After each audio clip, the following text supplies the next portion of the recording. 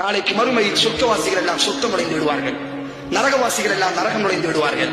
அந்த சொர்க்கம் நுழைந்தவன் அவனுடைய நண்பனை தேட ஆரம்பிப்பான். ஒவ்வொரு அறைகளாக பயணம் செய்வான்.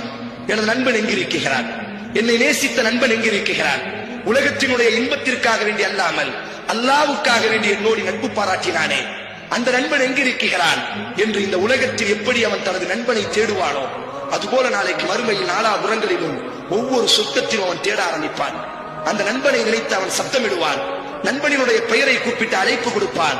இப்பொழுது அல்லாஹ்விடத்தில் அவன் பேசுவான், யா அல்லாஹ், நான் உலகத்தில் சதீக் எனக்கு ஒரு நண்பன் இருந்தான், அவனோடித்தான் எனது காலங்கள் பயணமானது. யா அல்லாஹ், எனது இன்பங்களில் எந்த இன்பத்தை விட்டும் அவன் பிரிந்ததில்லை. யா அல்லாஹ், எனது துன்பங்களில் எந்த துன்பத்தை விட்டும் அவன் விலகியதில்லை. யா அல்லாஹ், ஆனால் இந்த உயர்ந்த சொர்க்கத்தினுடைய இன்பம் எனக்கு நிரப்பமாக இருந்தாலும் எனது நண்பன் இல்லாமல் இந்த இன்பம் முழுமையடையவில்லை. யா அல்லாஹ், எனது நண்பன் எங்கிருக்கிறான்? அல்லாஹ் ரப்புல் ஆலமீன் அவனுக்கு அனுமதி கொடுப்பான், நீ நரகத்தை கொஞ்சம் வெட்டிப்பார். அவனுடைய நண்பன் நரகத்தில் வெந்து கொண்டிருப்பான்.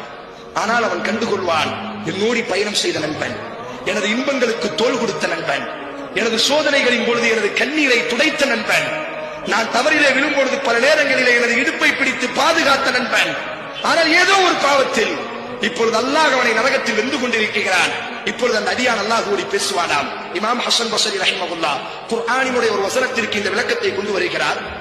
யா அல்லாஹ், சொர்க்கத்தினுடைய இன்பங்கள் எனக்கு நிரப்பமாக இல்லை, எனது நண்பனோடு நான் இந்த சொர்க்கத்தில் பயணம் செய்தால் மட்டுமே எனது இன்பங்கள் நிரப்பமடையும், முழுமையடையும். யா அல்லாஹ், அல்லாஹ் அவனோடு பேசுவான், நீ என்ன நினைக்கிறாய்?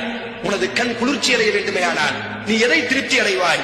யா அல்லாஹ், எனது நண்பன் நரகத்தில் வெந்து கொண்டிருக்கிறான், உலகத்தில் நாங்கள் இருவரும் நண்பர்களாக கைகோர்த்து நடந்ததை போன்றே இந்த சொர்க்கத்திலும் எனக்கு அவன் தேவை. யா அல்லாஹ் என்று இந்த அடியான் முறையிடும் பொழுது அல்லாஹ் ரப்புல் ஆலமீன் இந்த நண்பனினுடைய கோரிக்கைக்காக வேண்டி இவனை நரகத்திலிருந்து வெளியாக்குவான்.